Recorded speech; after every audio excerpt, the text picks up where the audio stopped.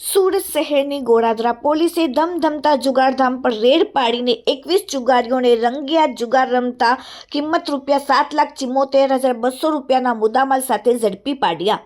જુગારીઓ નાસભાગ કરે તે પહેલા જ ગોળાદરા પોલીસે બાતમીના આધારે રેડ પાડી અને અંગઝડતીના 1,29,850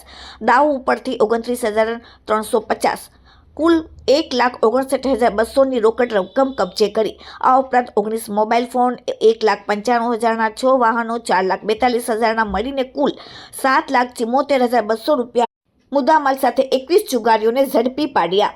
પકડાયેલ જુગારીઓના નામ છે: 1 અનિલ સાઠે લિંબાયતનો, 2 મહેન્દ્ર પાટીલ ગોળાદરા, 3 વિજય પટેલ ડિંડોલી, 4 ઈશ્વર પ્રજાપતિ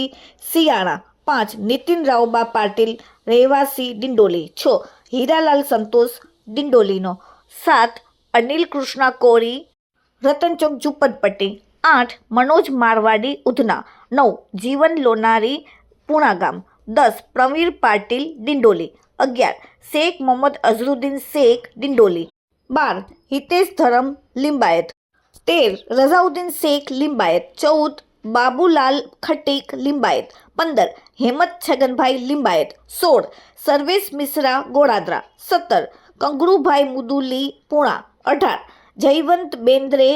લિંબાયત, 19 મોહસિન પઠાણ લિંબાયત, 20 રફીક પટેલ સલાબતપુરા અને 21 વિશાલ સપકાંડે રતનચોક લિંબાયતવાળાને પોલીસે ઝડપીને કાયદેસરની કાર્યવાહી કરી।